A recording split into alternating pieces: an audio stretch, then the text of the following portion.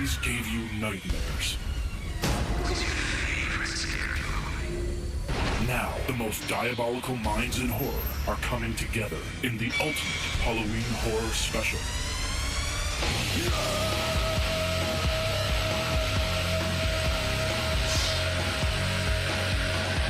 The Masters of Horror.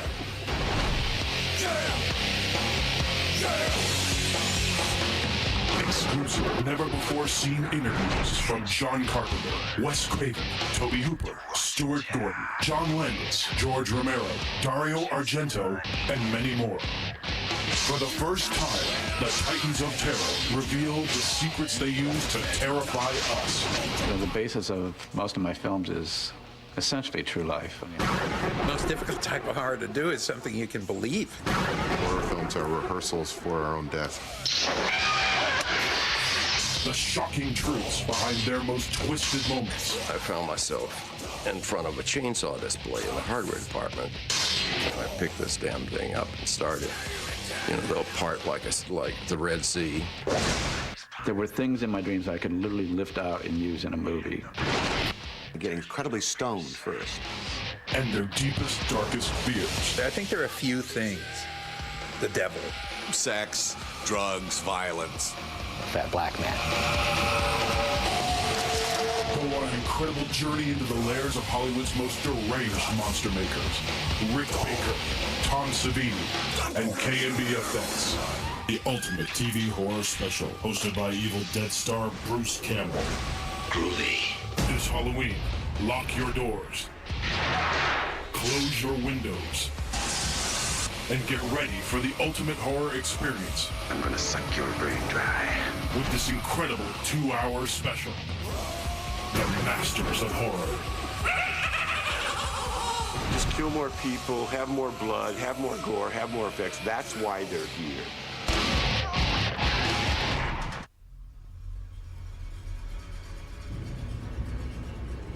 You're in the dark,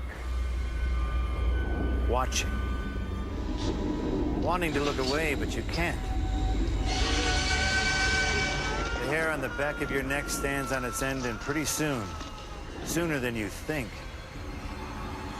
you're going to scream.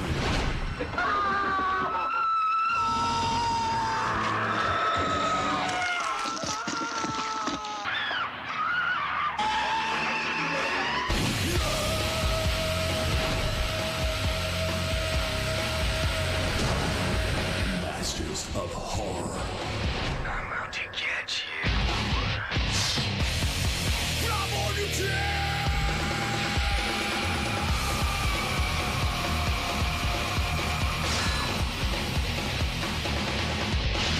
Blood, guts, gore. I'm gonna kill you. Blood, yeah, guts, yeah, gore. Now I'm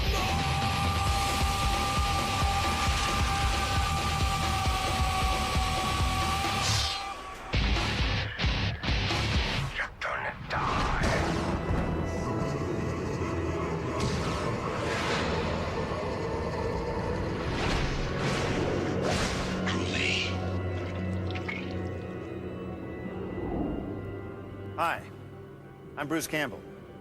You might know me from the Evil Dead trilogy or from such classics as Mind Warp or Maniac Cop 2. Or maybe not. Horror movies. What is their appeal? Why do we shell out hard-earned cash to have our pants scared off us? And why do we keep going back for more? Tonight, the Masters of Horror are going to reveal how they freak out audiences, how they make us love to be terrified. But who are the Masters? Those warped, twisted monkeys who've created some of the bloodiest, scariest, and most deranged images ever to terrorize the silver screen. John Carpenter, Wes Craven, George Romero, Tobe Hooper, Dario Argento, John Landis, Rick Baker, Guillermo del Toro, and more. For years, their movies have given us nightmares, and tonight, we get a rare look inside the darkest minds of terror. They'll show us their most disturbing moments from their films, reveal all the tricks they use to horrify us, and even share the real-life nightmares that inspired the greatest horror movies ever. So lock your doors, shut your windows, and turn off the lights, Because we're about to get schooled by the masters of horror.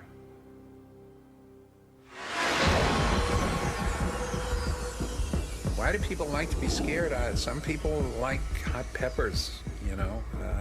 Some people like roller coaster rides. I believe these horror films are a catharsis. You know, I mean, I think that, you know, I think we need to let off that energy. I think for the same reason they enjoy laughing at the movies or crying, because these are feelings and they need to be expressed. For a lot of us, it's an addiction. And you just get more and more refined and demanding. Well, I kind of agree with Stephen King, who said that horror films are rehearsals for our own death.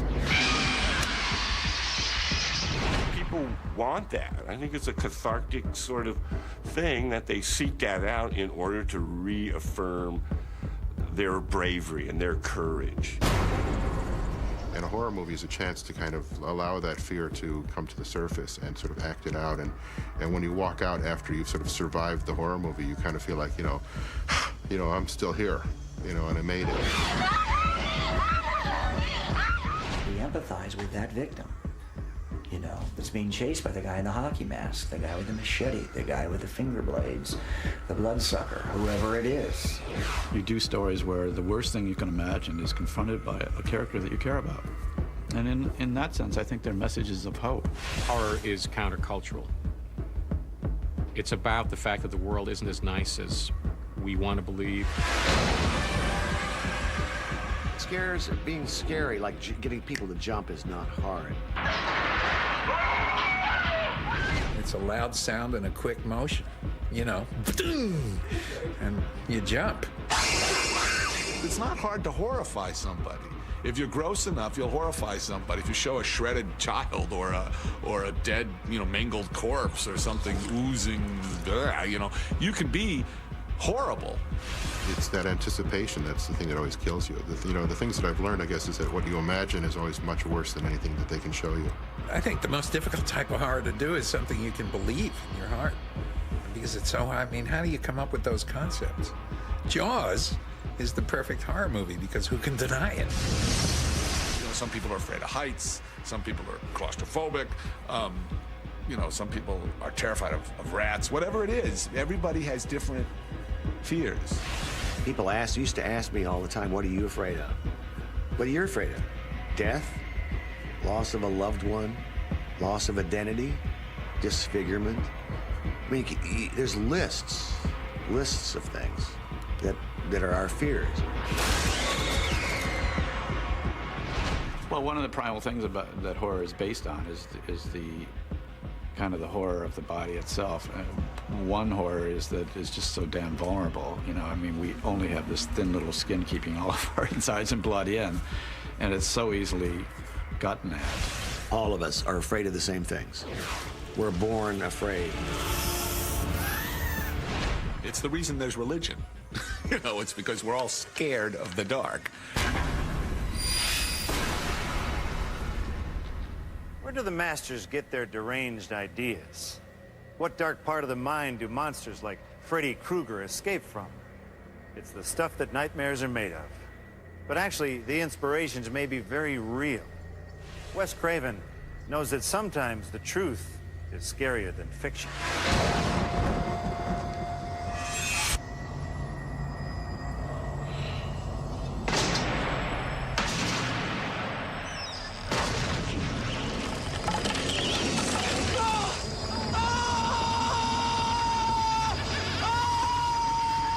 I think the basis of most of my films is essentially true life. I mean, in some form. I haven't done many, with the exception of maybe Swamp Thing, any really like supernatural monster type things. And I have found a lot of really compelling stories just in newspapers or books. Hills of Eyes, Serpent and the Rainbow, People Under the Stairs, even Nightmare on Elm Street came from newspaper articles. I remember reading an article in the LA Times about, I believe, Cambodian refugees.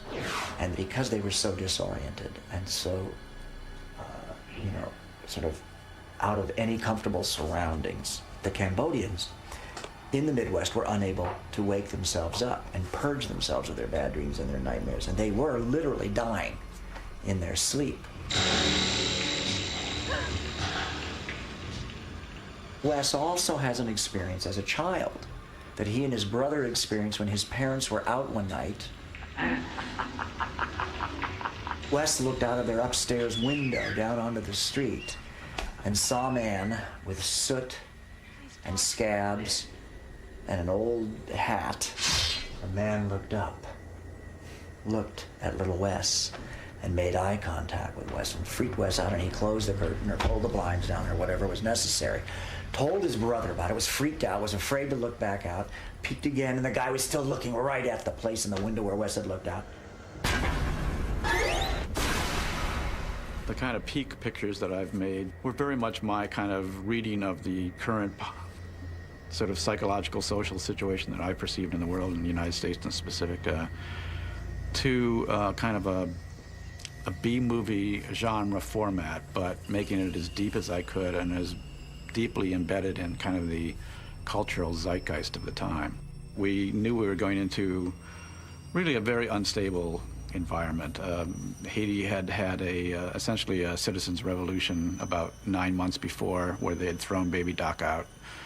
And the only real law and order in the place was the army and the voodoo priests.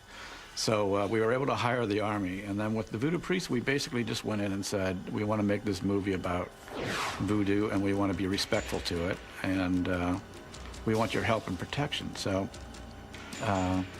we were guided to the supposedly the most powerful voodoo and priest on the island, and he sort of basically gave us protection, and he actually gave us an assignment because we were on a location scout at the time. He said, the next time you come back, bring me some gold chains and some other things. And so David Ladd and I actually found ourselves 2 weeks later in Beverly Hills going into a jewelry store buying gold chains. And the guy finally says, are these for a little girl? Are they for an adult? We said, no, actually, it's for a voodoo ceremony. We had a very, very personal, hands-on experience with all of the sort of Voodooan culture. And a lot of the ceremonies on screen are being performed by real Voodooan people who do that. And quite often the people that were playing Voodooan people were the actual characters from Wade Davis's life. So yeah, it was very, very real.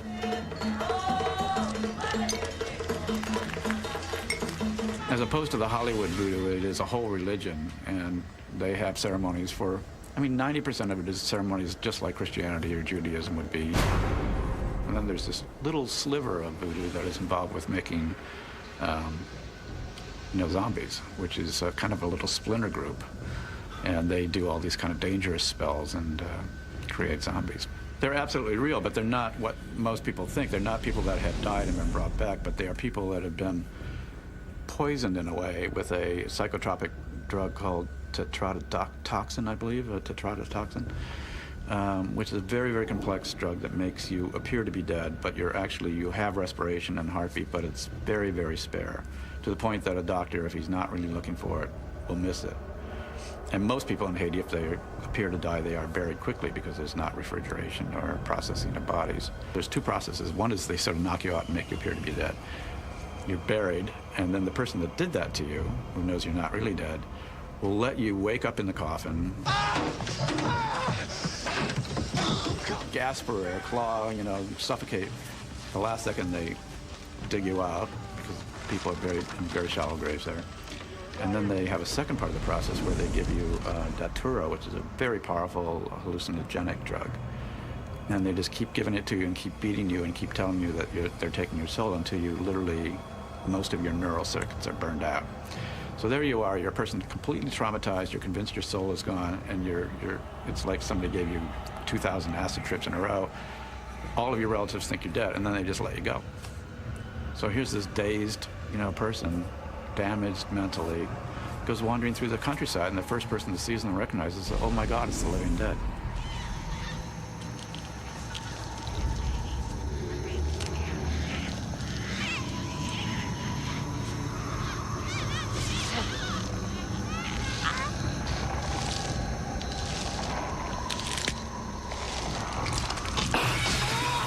Richard Maxwell was our writer, and we were doing a rewrite on the third act when we were down there just at the end of pre-production.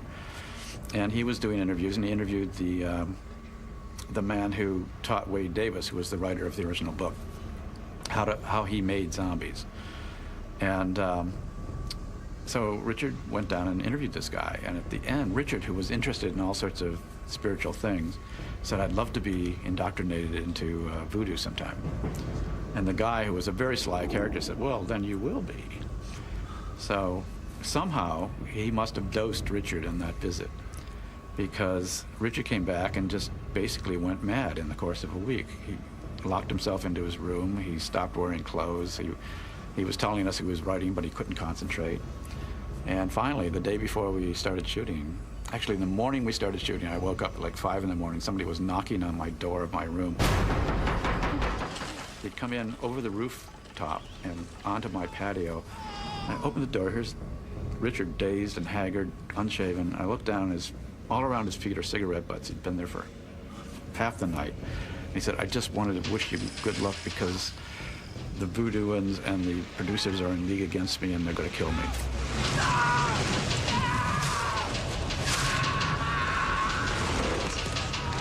And he was literally taken to an airplane, flown from where we were, way out in the boondocks, to Port-au-Prince, and then put on an airplane. And his wife met the plane in Miami, took him back to Los Angeles, and 4 days later he woke up, lucid, and the last thing he remembered was that guy saying, "Well, then you will be." The thing about Wes that I always find so interesting is that Wes always is, and maybe it'll come through in his interview, saying that he doesn't really like to make horror films, and you know, that he would rather be doing something else, and but he's so good at it.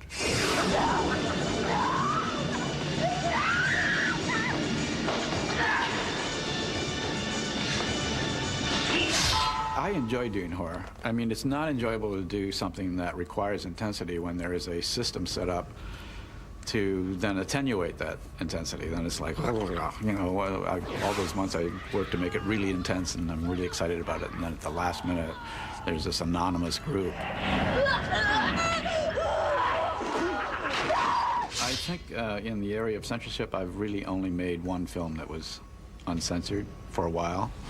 That was Last House on the Left. I didn't even know about the MPAA. Sean knew about it, and we sent the film off to them, and I think we did 5 or 6 submissions, and they just cut it down to, I think it was like some 60 minutes or something. And Sean finally just said, "The hell with it," and he said, "Put it all back." And we put it all back, and he went down the hall to somebody that had a film that had been rated R and borrowed their negative that had the R rating. I hope the statute of limitations are over, but so we just released it as an R rating, but it was totally uncensored.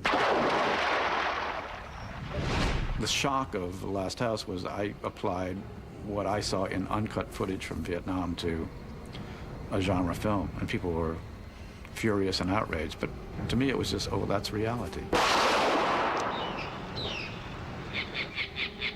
Thereafter, and increasingly so, everything I've done, and I think everything that John Carpenter and all the rest of the guys have done, has been censored. Shocker had something like 13 submissions. No more Mr. Nice Guy. And all they would say is, well, you know, it's too intense.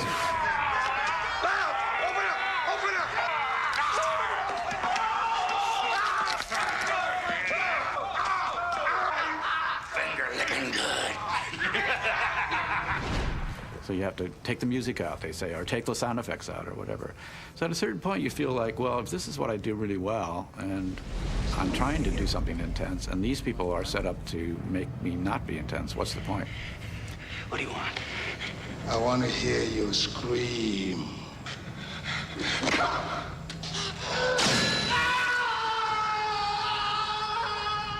The world itself has such horrific elements to it that the criticism of any director that you went too far is just, to me, totally bull. I did a religious ceremony recently at the Directors Guild where a bunch of like nuns and people that were religious colleges said, you know, why do you put these terrible ideas out there? And I just said, you know, what world do you live in? I want to come visit and maybe, you know, live there. Because to me, the world is just full of shocking and terrifying things. So, I don't know, it just, it seems silly to say, you know, is there something you wouldn't put on screen? No, except an untruth. I hope that I won't put something that's false on the screen. But everything else, I think people should have the option to see if they want to.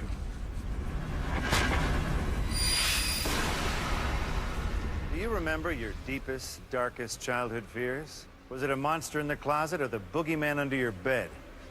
For me, it was that hairy mole under Aunt Millie's lip. Oof. But there is no terror greater than what the imagination of a child can rattle up. And there's no one better to tell us about the horror of innocence than Guillermo del Toro.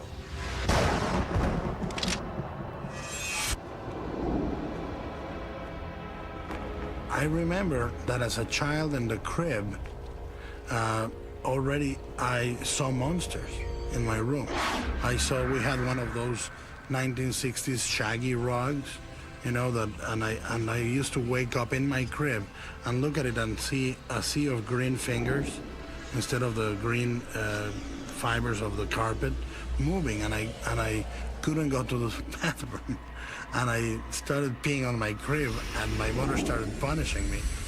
One night, I got up on my crib, and I said to the monsters that I saw in the closet and on the carpet and all around me, I said, if you let me go pee, I'll be your friend forever. And the next night, they were not there. And I've been peeing normally ever since. But I became their friend, so it's a deal.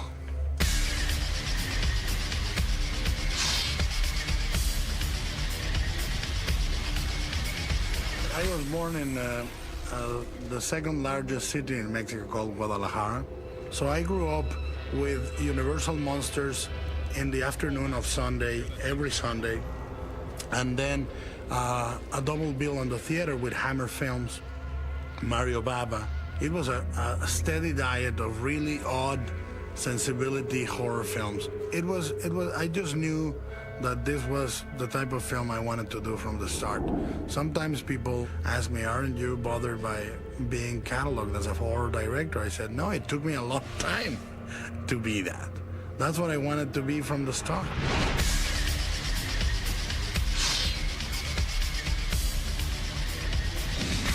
Since I was about 8 years old, I grabbed my dad's Super 8 camera, and I started doing movies with my toys, all action sequences, kind of like Blade 2 with a low budget.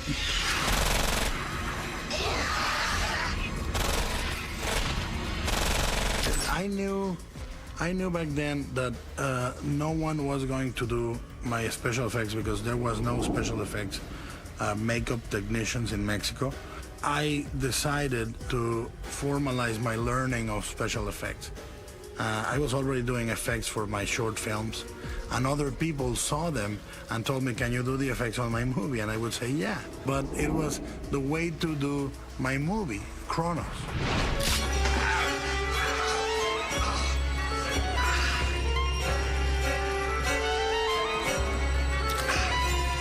It took me 8 years to make the movie, but during those 8 years, I put together little by little a workshop that could handle the effects. And sure enough, when we did Kronos, we were still probably the largest company doing makeup special effects in Mexico. And we did it, and then I closed. I closed the shop. I remember reading about the Mexican vampire and thinking, I'm going to invent a different one. I'm going to come up with a different type of vampire than this. For Kronos, what I wanted to do was to basically create an origin for a vampire unlike anything you've ever read or heard about. It started actually as a story of a granddaughter fearing that the dead grandfather would return. And then in the middle of writing it, my own grandmother got sick and was bedridden for the next 4 or 5 years and eventually died. And I started saying, what if the granddaughter accepts him no matter how bad he looks? no matter if he's rotting away and he is half stapled together. And that gave birth to the movie as it is. To me, Cronos is a love story between a granddaughter and her grandfather, and it deals more with what it is to be alive than what it is to be immortal. The granddaughter in Cronos is basically me, and the grandfather is my grandmother. And the idea and the episodes behind the children's story in Devil's Backbone are all things I lived. I lived through Jesuit school, a male Jesuit school, which is the equivalent to prison life in Mexico. And at the age of 12, more or less at that age, I heard a ghost. I heard the ghost of my dead uncle whisper and sigh really close to my face, about a foot away from me, in what used to be his room. ¿Quién eres?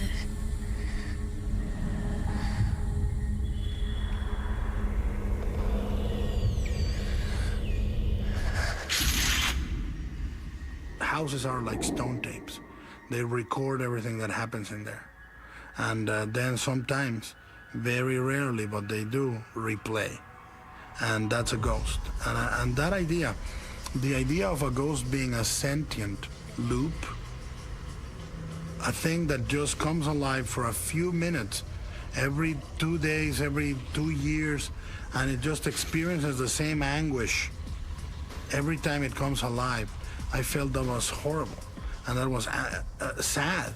And I wanted the ghost in the movie to be very sad, to be like that.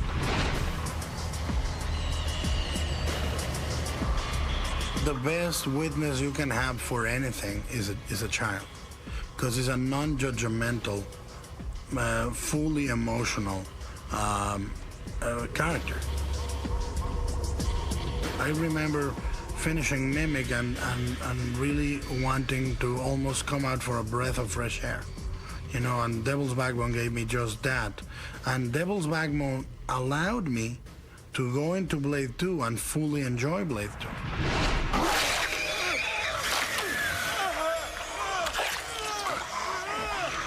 You know, I was able to take Blade 2 and make it the pulpish, fun movie it is, and not try to elevate, quote unquote, something. I just do it and make it fun. Visually, the most experimental movie I've made is Blade 2.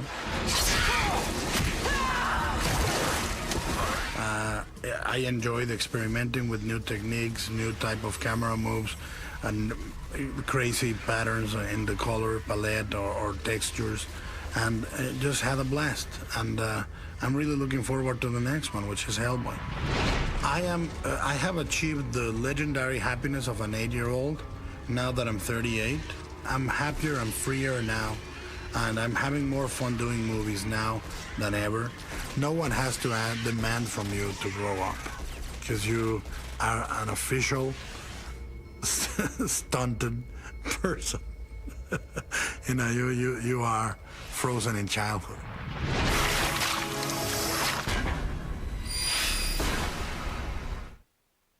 A knife-wielding maniac outside your house. An alien invasion inside your body. And no one lives happily ever after. Horror movies rebel against Hollywood, and no one knows that better than John Carpenter, who breaks all the rules and makes up his own. There's nothing more fun than making a horror film. The minute the gore comes out, the blood, the guts, the knives, you're having a blast. Everybody loves that stuff on the set. It is so much fun. The bloodier, the better. Ready for death.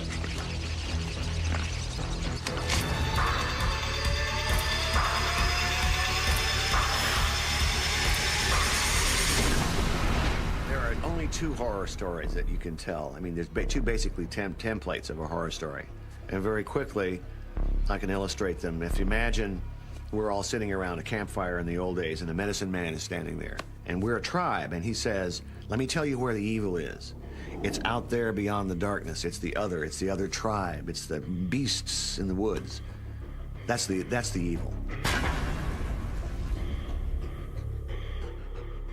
That's one story. The evil from outside.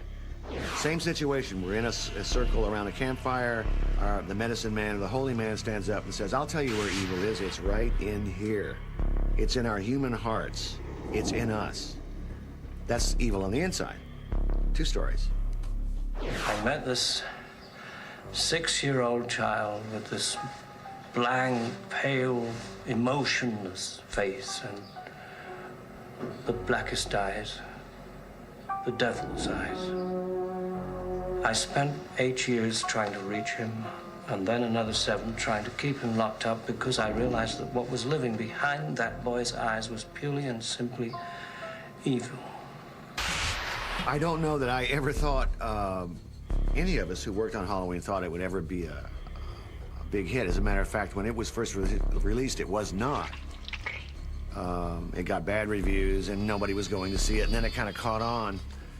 But those are the days when I was just trying to direct movies, you know, and I was still just trying to learn it. Since 1975, I had written screenplays. So finally, somebody was hiring me as a director, and I was overjoyed. So I didn't care what kind of movie I was doing.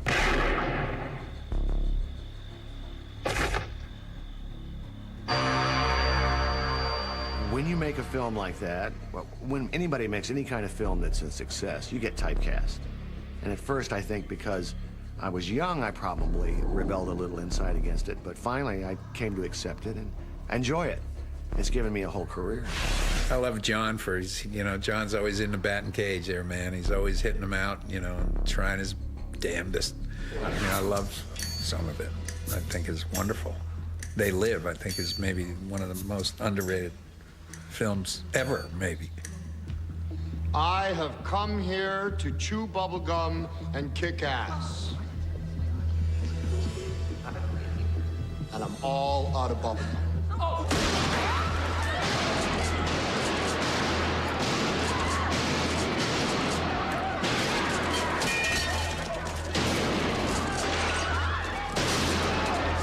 See, I'm from a different time. I grew up in a time when we were rebelling against some of the cliches of old Hollywood. The happy ending, the hero and the girl live happily ever after. You know, we got a chance, and I think it's completely different now. We got a chance to experiment and do different things. But then the audience began to not like that anymore. They wanted their certainty again.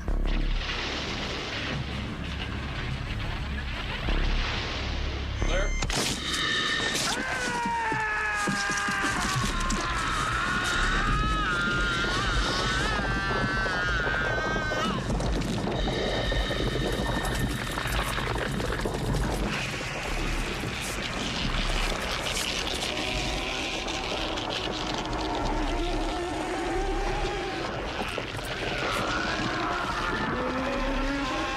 What's interesting about The Thing, the criticism of The Thing, all I can do is look at it from the inside and listen to what other people have said. It was too vicious.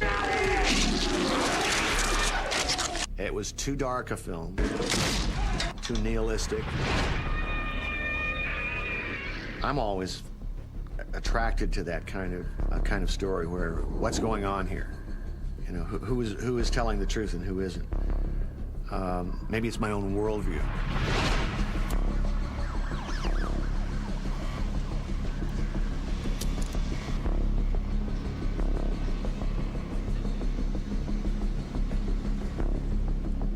One of the criticisms on me was that I had violated the sacred oath of Hollywood, which is that if you're going to make one of these terrible kind of awful horror movies or movies that have to do with blood and killing and horrible things, you don't show too much. The cliche in Hollywood is you never bring it out in the light, you see. And that way you're kind of exempt from the pornography of violence that people will accuse you of. Well, I didn't do that. None of us did that. We brought it right out in the light.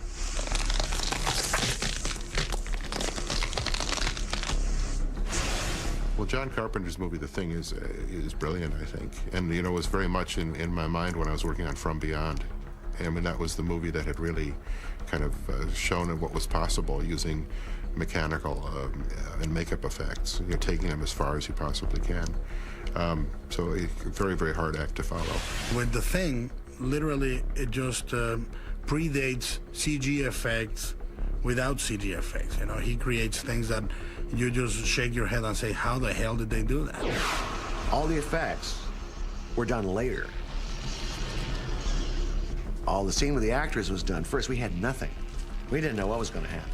We knew because of Rob's concept about the creature, about the thing. We knew, I knew, and both of us knew that we could do something really special if we just tried really hard. The thing couldn't look like anything. You see, it's not one monster. It's not like the creature from the Black Lagoon who always looks the same. This thing can go completely insane, so it's only your imagination that limits you. We used a lot of carbopol. I don't know if you know what that is, but that's the stuff that you put in Twinkies. Kind of holds it all together. It's this chemical, and it's real gooey. That's kind of the slime. Basic slime for monsters is carbopol. Bubble gum, and he uses this all kinds of different kind of rubber to stretch and pull. And we had this little mechanical head that was on a car, a little remote control car model, and it was kind of like across the floor. You gotta be kidding. And we burned it up. That's all we had.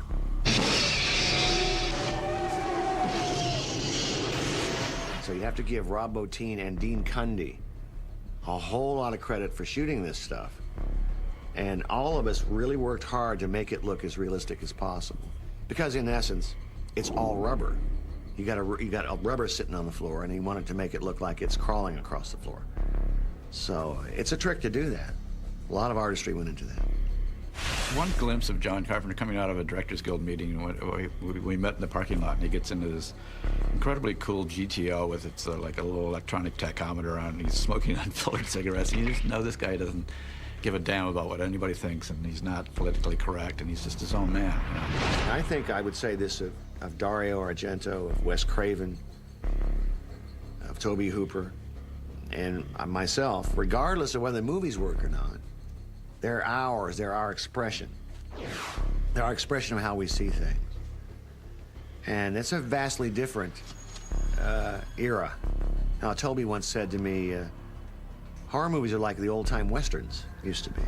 Used to crank out Westerns in the old days to play. That's what we did. We made these horror films.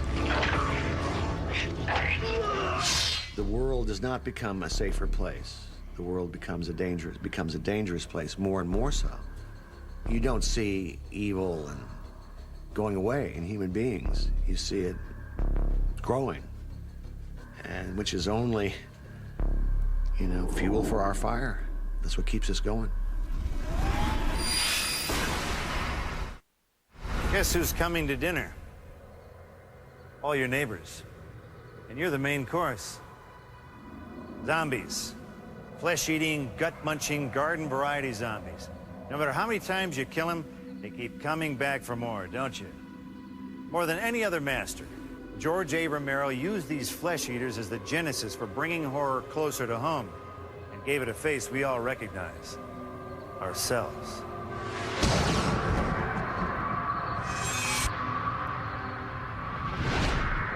Well, I grew up on EC comic books, and actually when I was first of an age to be allowed to go to movies alone, the Universal monsters were all in re-release, so I got to see Frank and Drac and those cats big screen as a kid.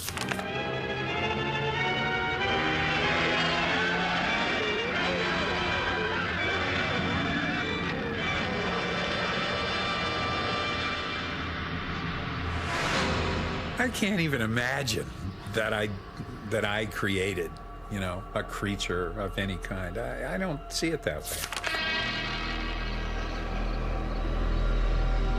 I mean, they're zombies. They just happen to, you know, be white. They don't work in a cotton plantation. They're blue-collar monsters. George Romero was a big influence on me because of, I think, Night of the Living Dead.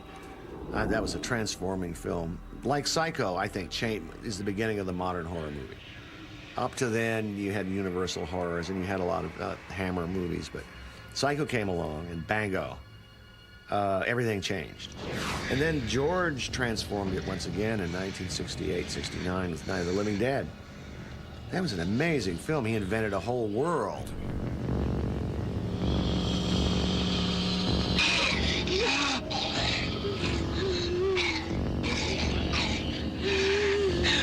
Originally, we set out to make this a very high-minded, almost Bergman-esque kind of film, which was not my vote, but this was a democracy.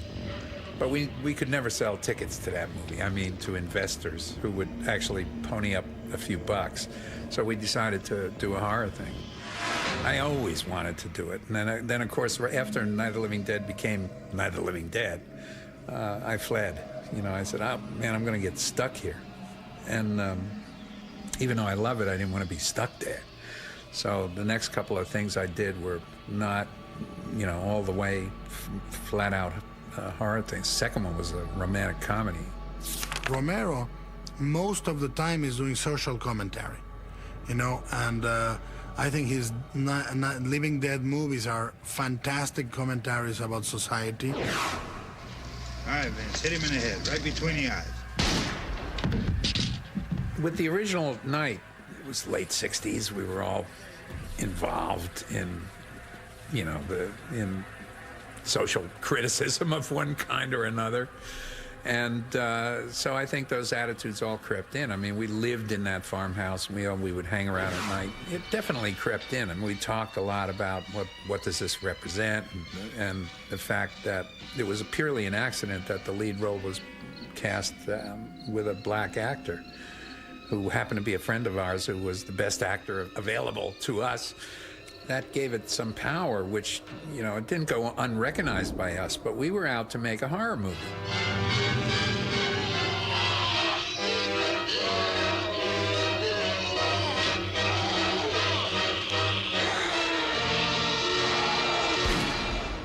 I think, you know, probably the first story that ever told was a scary story.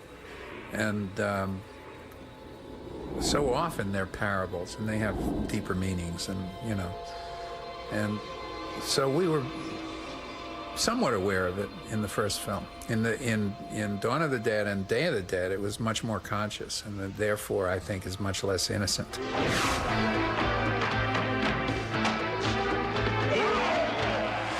fact, it's that lack of innocence, I think, that if anything, bothers me about those films. You know, once you're aware of it, it's pretty hard to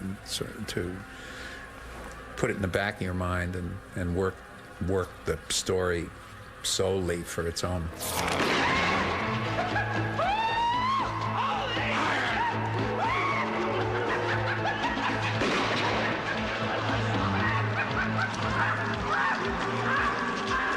On Reanimator, you know, George Romero's zombies are like, you know, this is sort of the, you know, he is the, you know, the guy who put, you know, kind of established how a zombie behaves. You know, you can't think of zombies without thinking of George Romero's zombies.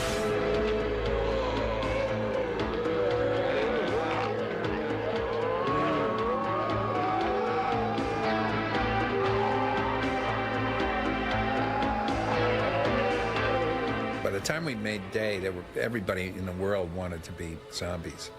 And the dean of the fine arts department at Carnegie Mellon University is the zombie there with his wife. He's the fisherman zombie. You know, people just all want to be zombies, and they all want to have the most grotesque makeup, and they want to be chewed up if possible. And it's a riot.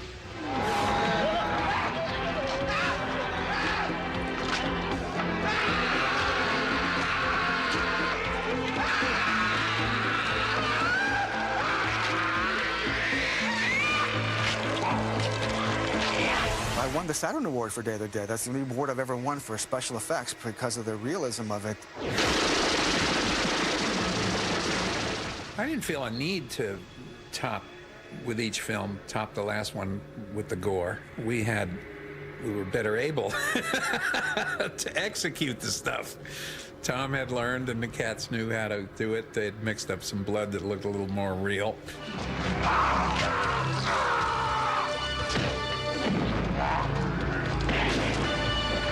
You can't get any better than the real thing. All the intestines were real because you can't get any better than the real thing, you know?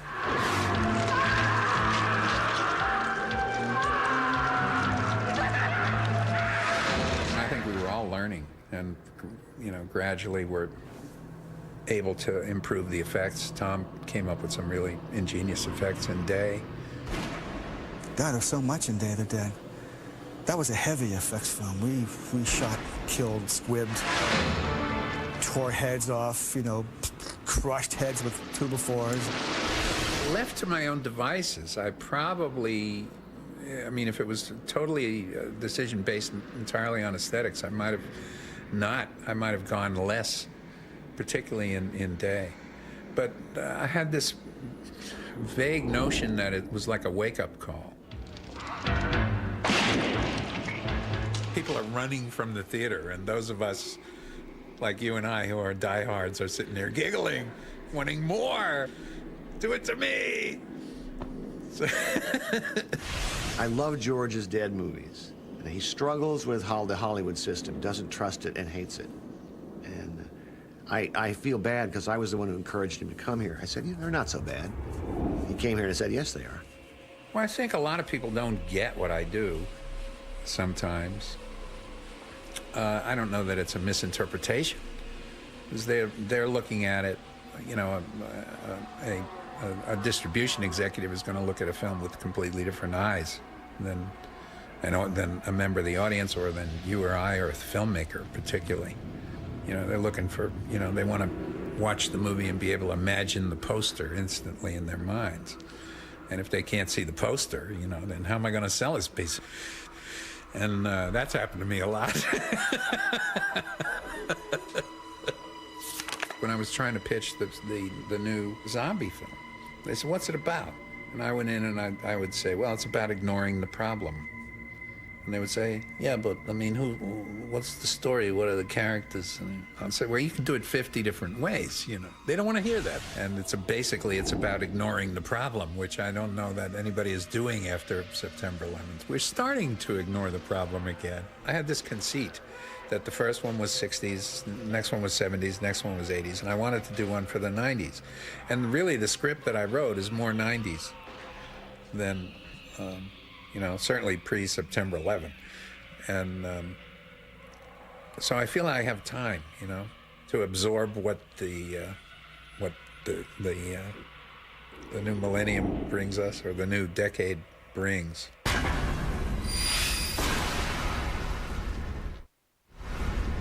All right, I know what you're saying.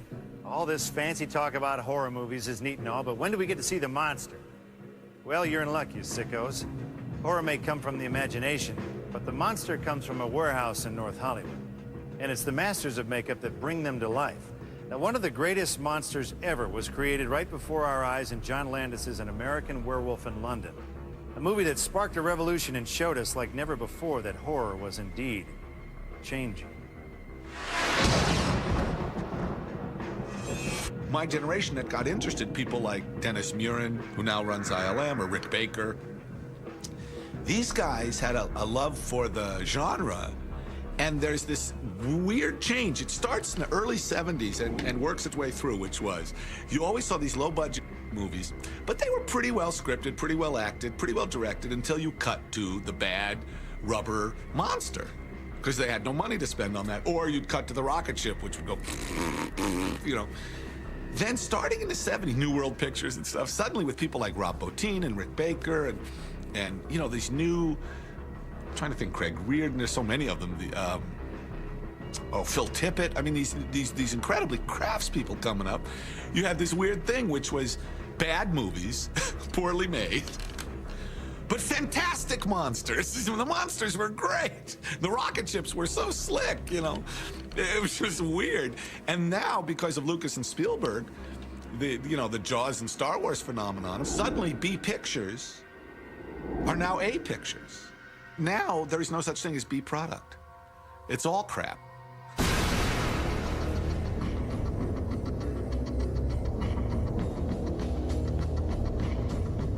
Yeah, horror movies are what got me into this. I mean, you know, like I said earlier, the Universal horror movies, especially all the great work that Jack Pierce once did, was what inspired me to make monsters for a living. Basically, that's what I wanted to do, is be the monster maker. We have some stuff from a movie that's I'm very fond of, which is American Werewolf in London.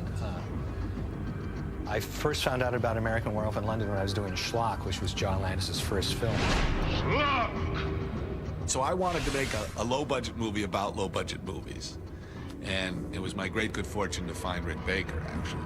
So I was 21 and he was 20, and for $60,000, half of which was mine, and the other half we got from relatives, my relatives and people, we made Schlock. John played the Schlock-thropist, a missing link type character. Partly to save money, which was my real reason, and then partly because Schlock, the evolution of that project is that my original intention was to have a pretty bad gorilla suit. And when I saw Rick's stuff, which is, you know, this kid with long hair, his models on the walls, his work was so superior. This guy was so obviously an artist and so good that suddenly Schlock, now I look at the movie, and as bad as it is, I mean, the thing that works in it is Schlock, you know, and it works because Rick, his makeup, you could do such expressive stuff. And I wanted a particular kind of performance, and, you know, all the actors were amateurs, and so I figured, I'll be Schlock. Because, no, I don't think anyone else would have sat through that makeup, dude. The demands on that makeup were ridiculous, because even if I didn't appear as the monster until the afternoon, Rick and I still had to get up at 2 in the morning, and he had 4 hours putting it on, and then I directed as this ape all day, you know. And John was telling me that his next film was going to be this film that he'd already written at that time. He was 21 years old. His next film was going to be an American Werewolf in London. I gave him the script in 1971, so he had a long time. I mean, we made the movie in 81. And so he had a long time to think about it. This is before CG, you know, and... He wanted to do a transformation in a way that had never been done before. He said he didn't seem to him right that if you're going to change into a werewolf, that you would sit down in a chair like Lon Chaney Jr. did and, you know, plant your head in the corner of the chair so that you would stay still and not move until the transformation was complete. He really felt that it would be painful, and he wanted to show the pain, and he wanted him to be able to writhe all around in agony.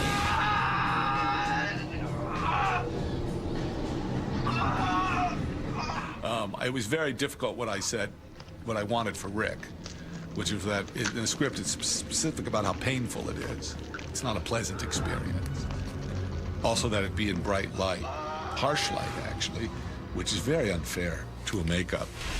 And so he said, so figure it out. So I said, okay, cool, because I've always, you know, the Universal horror films always, you know, it's what started me in the business. And I always liked that transformation stuff, and I loved werewolves, so I couldn't wait to sink my teeth into this one. And we ended up doing what we called change-o heads and change-o hands and change-o backs for the transformations, where we actually made, this is the #2 change-o head. We had a head that resembled a makeup that David wore. And this head had little, like, pneumatic rams that would actually push forms out and push the muzzle forward and the cheekbones, and it would actually physically change shape right in front of the lens. There were no opticals involved, which made for a kind of a disappointing shoot. We shot this in post-production. We finished the whole film. They had the wrap party, and then the next day we filmed the transformation with a smaller crew, and it was really, you know, we'd get the camera set up, and John would say action, and they had to go, okay, cut. And he goes, oh, I think we got that, you know. And it's like, you think we got that? We spend months on this, and that's it, you know. So.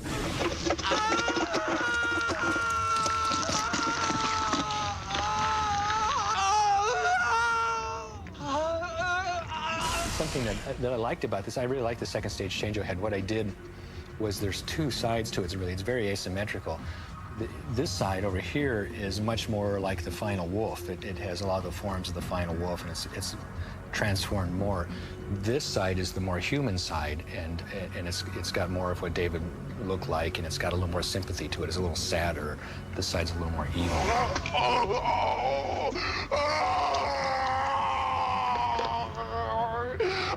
And this is one of the, I think we made 3 or 4 heads for American Werewolf in London. This is one of the wolf heads.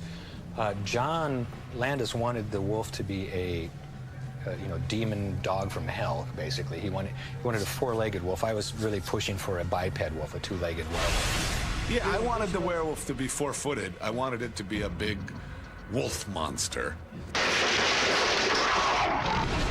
it just was really ferocious looking, and it would just, you know, be like this, you know, the Rick or whoever, Elaine, whoever was working it, like Rick would be holding it, and all he had to do was go like that, and you'd go, ah! You know, it really had tremendous life, and it was great. Rick and I disagree totally, but I think I showed it too much. I was very enamored of his work. I thought it was great. And I think I showed it too much, but he doesn't. This particular head we used in the sequence in the moors where it first attacked Griffin Dunn. And it was like in the middle of the night, it was freezing cold, and I'm puppeteering this head. It's got like this big kind of scissor thing inside that makes the mouth work. It was essentially basically a simple puppet, you know, but he's beautifully sculpted. The very first take, Griffin really got very into attacking, you know, fighting with his wolf. The very first take, he grabbed onto the side of his face and completely pulled the foam rubber skin off the skull. So I'm out in the middle of no place, freezing cold, had to repair the damn thing. So the next take, I got my revenge on Griffin. So when I was puppeteering the thing, I was beating the shit out of him, basically, you know, so.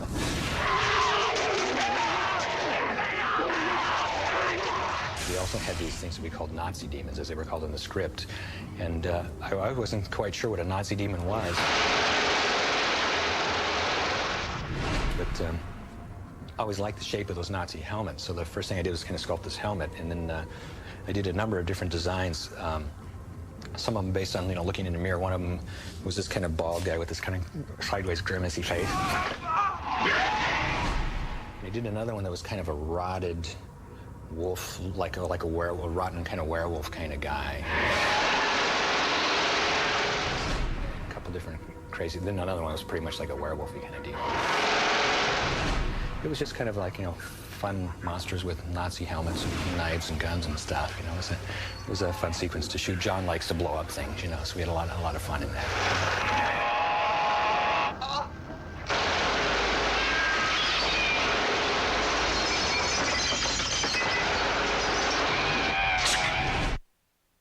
You know, funny thing happened when we did An American Werewolf in London and did the transformation. People seemed to think that we could do anything. And a good example of that is when I got the script for Videodrome. David Cronenberg film. David sent me the script that had so much weird stuff in it that I just said, how the hell are we going to do this? And didn't have a clue about how to attempt some of this, but it was really challenging and fun. He had this gun that, you know, the James Wood character pulled out of his insides and became flesh and shot cancer, basically. And in the script, I think it said he was shot with this cancer bullet, and then the cancer started to multiply and grow all over his body. And I said, well, I don't know how the hell we're going to do that. So we ended up making a rubber likeness head of the actor that played Barry Convex, and had these hot melt vinyl cancerous tumor things that we puppeteered with our hands. And it was basically, we were under the floor operating this puppet and shoving this stuff up through and moving it around as he you know, was shot by this cancer gun. I like making monsters. I definitely would like to have more opportunities making monsters, but I don't particularly want to do, you know, a Friday the 13th where all I do is kill teenagers in different ways. I don't find that as rewarding as actually creating a character of some sort, you know, be that character a monster or a fat black man, you know, whatever it is, you know, it's like, it's fun, you know. But I would definitely, I hope I get more opportunities to do horror films. Whatever happened to Rick Baker, anyway, you know? It's too bad, because he was talented. They say beauty is in the eye of the beholder. But for our next master, beauty is in the eyeball itself. Italian master Dario Argento has terrified audiences worldwide with some of the most spectacularly gruesome kills ever to be captured on film. Argento has mixed a potent palette to elevate horror into an art form, turning violence into perverse beauty. As far as I'm concerned, Dario Argento is in a whole different category than other horror directors. I mean, it's hard not to like, you know, it's hard not to. to like the colors and to get drawn into his atmosphere is almost like you're being pulled into a painting. Dario's movies are like bad dreams. You know, his movies have a very dreamlike quality, and they don't follow the rules of real life at all. He has a fusion of visual style, which is totally unique and all his own, story and music and mood that transforms his movies into something I don't think anybody else can do.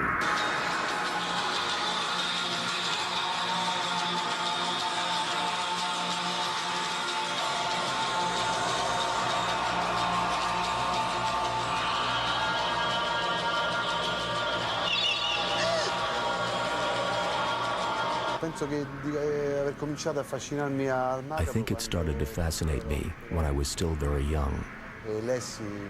I read by chance from my father's library a book of short stories by Edgar Allan Poe. For the first time, as a boy, I discovered a world so strange and mysterious that I never could have imagined, where the conflicts are terrible and curses follow you for generations.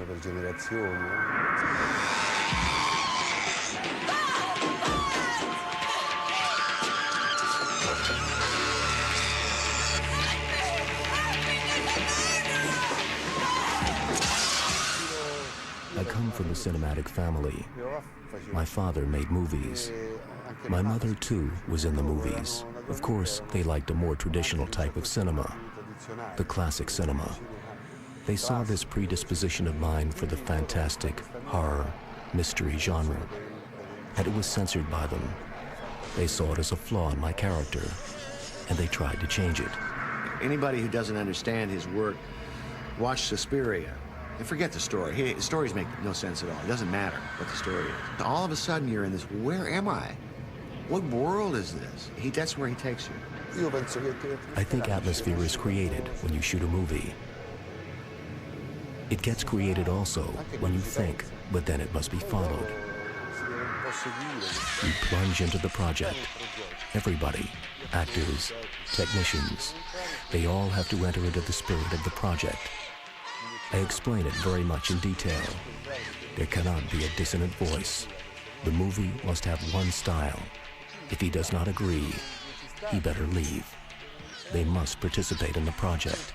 The project is my movie. But everybody has to bring their potential to this project. One of the things that I love about Dario Argento's films is that he has absolutely no restraints on showing you the most horrifying images. But he does it. One thing he does that I wish I could do, and I just can't bring myself to do it, he does it in such a beautiful way that it makes it doubly chilling. Oh my God. The effect is just amazing. You have these beautiful women being just horribly mutilated, and it's gorgeous to look at. No, I don't think I ever went too far.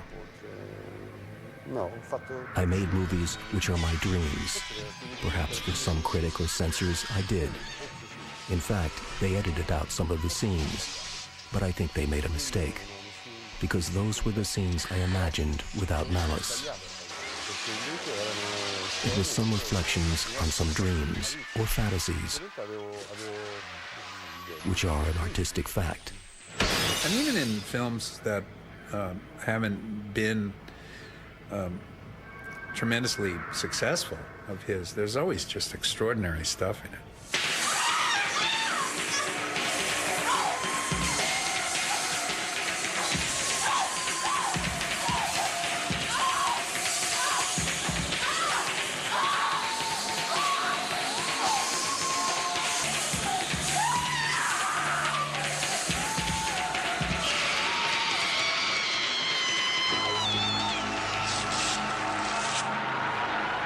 He's a guy that goes for the fences, man. He and Carpenter, just go for the fences and forget about it, So if you strike out, cool, but you might hit a home run.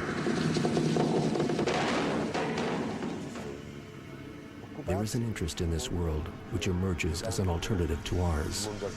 This is what scares us. The ghosts, all of these things. The dead who come back. The crazy people. The killers who nobody knows why they have to kill. It's a big pot in which there are many stories. It's an extremely vast area. There's so much to tell. I think 5 lives would not be enough.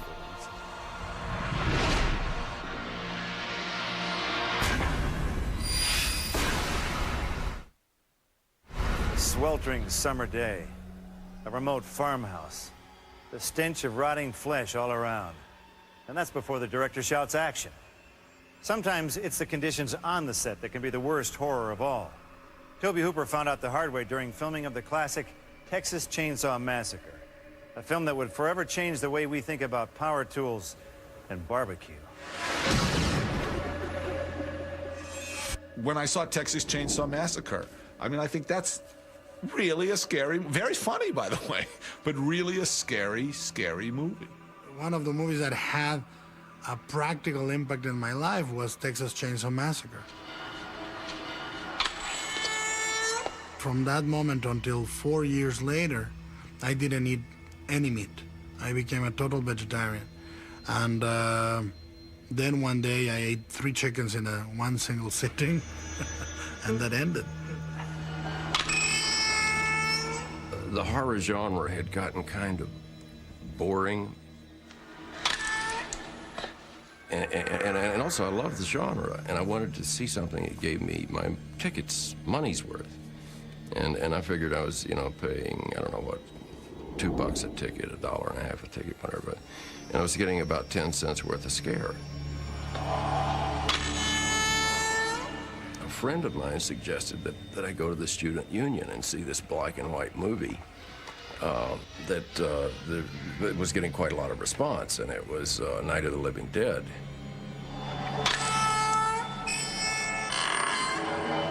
And I walked over thinking, yeah, okay, that's the way to do it. That's a good skyrocket that can be seen from far away.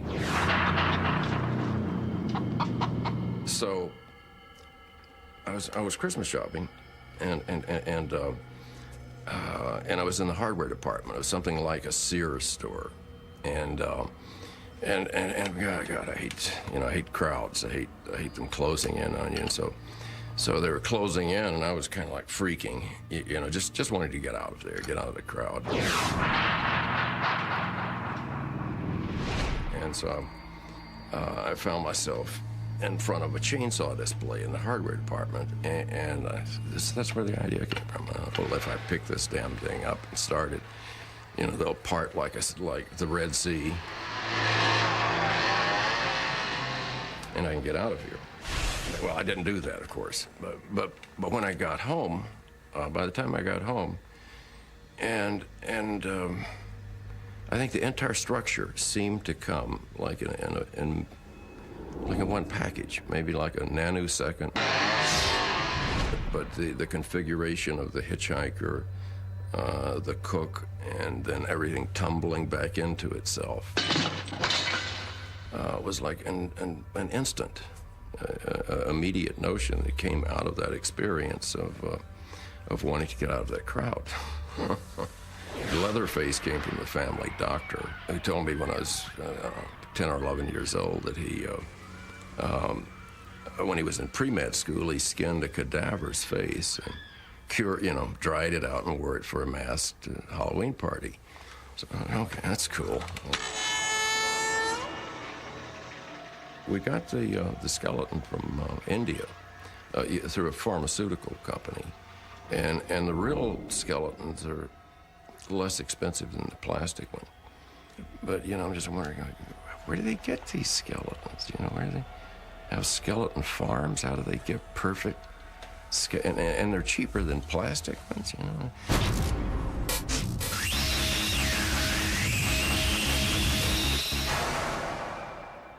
It was in August. It was like 110 you know, every day. And we would tent the house, you know, to shoot, you know, night for day. And then it was like 120 degrees, and the props weren't cured yet, and they would start, you know, vaporizing as they dried up. And but there was an atmosphere. We were living it, and we were in that August Texas heat to the point that it was. It was real. The heat, the atmosphere, and it was such long hours that one definitely blurred into the other. We shot for 4 solid weeks, 7 days a week, 12 to 16 hours a day. And after a while, we were just zombies. We were so burned out. I think it shows in the film. If you've tapped into the spirit or the nerve or whatever this thing that comes up, if you throw a net over it and capture it, and you're in there with the demon, it's in your life, and you take it home with you, and you bring it back to the set. It crossed over from acting into that. And at the dinner sequence, when I'm poking her and hitting her, it was real. Yeah, it wasn't that I didn't like Marilyn. It was just like, been up for a long time. And you get a little crazy because you're being asked over and over and over to do crazy things. And I just had to make sure, everything is safe. I mean, everybody is,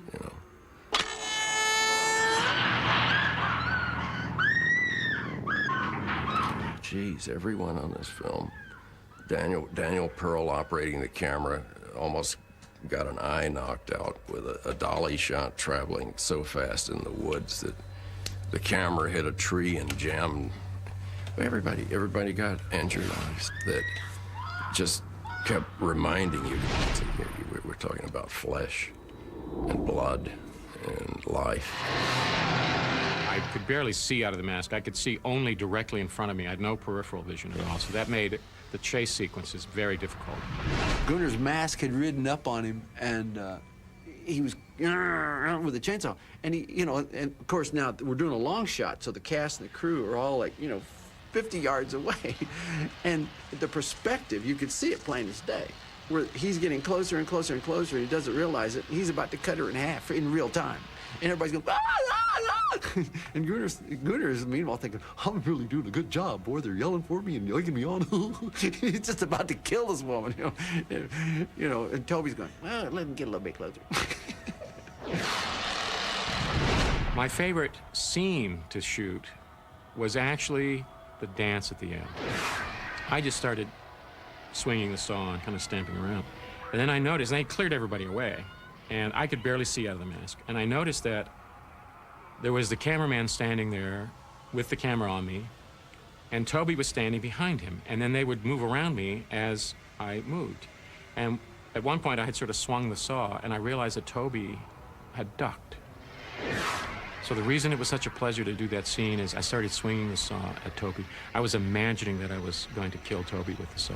So it was with great pleasure. That's when I started really dancing around and spinning and swinging that saw, was that I wanted to scare them with what I was doing.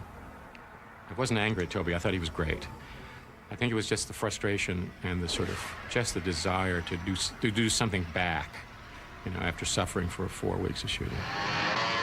But Chainsaw has this reputation for being so visceral and bloody and gory, and it isn't. And I mean, the blood's there; it's dried on the walls, and the girl on the meat hook. When I pan down her body to show the wash tub underneath it is obviously to catch, a lot of fluid. There's nothing dripping from her. It's just you put it together in your mind because it makes sense. Chainsaw 1 was a play about morality in a strange way and family values. And it was all bubbling up out of the Times and out of Watergate. And once again, I underline, we found out as a naive students such that hey, they don't always tell you the truth. So it's about a film about a bad day. For everyone, actually a bad day for Leatherface and everyone.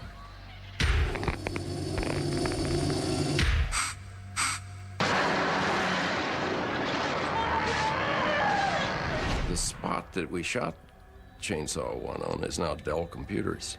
And the house, they moved it to another little town and turned it into a restaurant. Just the house, but without any reference to what it is. I would have taken it, I would have turned it into a barbecue restaurant straight away, and it would have been fun. The remake idea has been around about 3 or 4 years. I got a call from the casting people because they were interested in having me be in the movie. And the first thing out of this casting person's mouth is, this is a retelling of this film. Now, this time it's going to be a dark psychological horror. It's not going to be a bloodbath like the original. And I thought, have you ever seen this movie? I wonder if they get it, and I wonder why they need to remake the film. Why do you need to remake a movie that already did its job really well? If it's successful and becomes a classic, it's going to be remade. And I have kind of you know, had to have been a little philosophic about that, and it's a fact. You know, it's a fact. It's they remade Frankenstein, remade Dracula, but still there's only one original.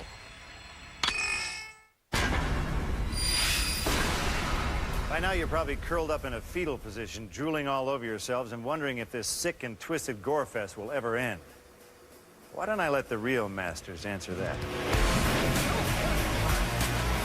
The reason that horror or suspense or movies about evil won't die is because it doesn't ever go away. I would like to see it get scary again. I would like to see people scream again. A genre film can become a classic if you really put your heart and soul into it, not just in the production, but in the depth of it. The fact that you can make images that are essentially really great metaphors for things. You know, horror films, I think, deal with our fears, and I think everyone has a need to, you know, express them. And it was very interesting to me that after 9/11, the most popular movies were horror films. Is less more? No. I mean, more is more. I mean, anything worth doing is worth overdoing. They've always underestimated horror fans. They always go, look, these people are idiots. Just kill more people, have more blood, have more gore, have more effects. That's why they're here. And that's not really the case with a lot of horror fans. The reality's horrific. You know, monster movies are controlled and fun.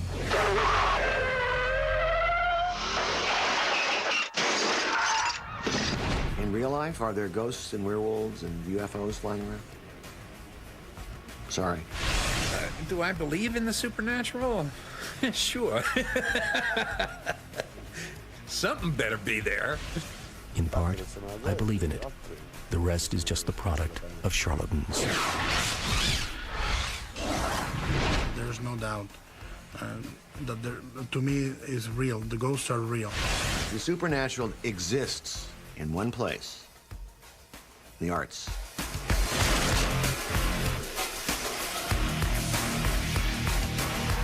Hopefully there's some young kids out there that are getting inspired, just like John Carpenter and Tobe Hooper and Wes Craven. I'm always hopeful that someone will make a good one.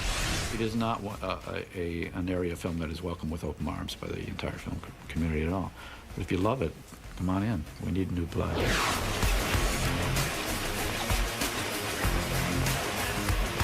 Get back to studying the old films. What worked in this? Maybe they should just sit down in front of Psycho or Texas Chainsaw Massacre or Night of the Living Dead and take notes.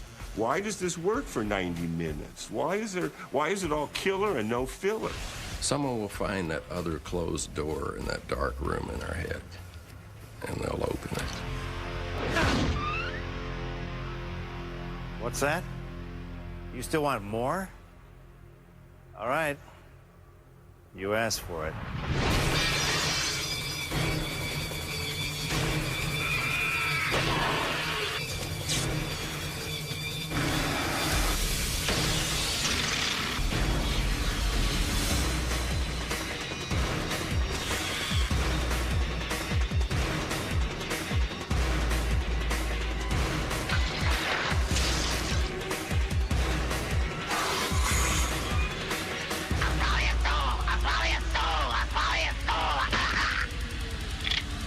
swallow this.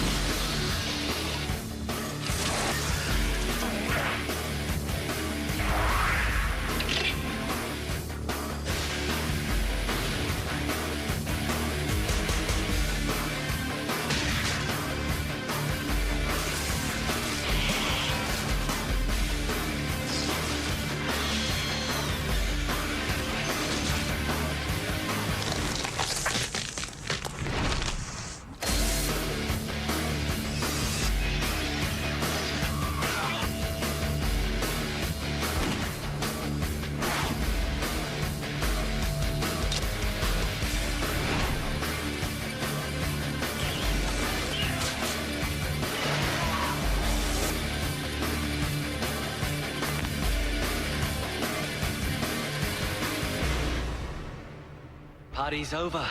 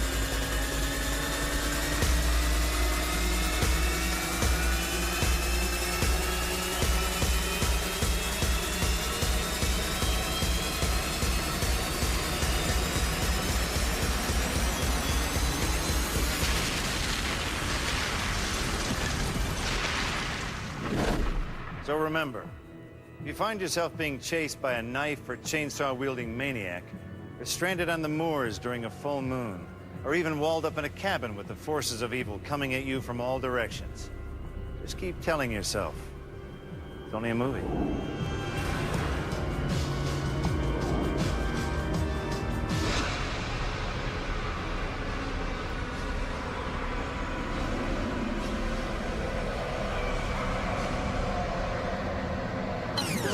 We're rolling.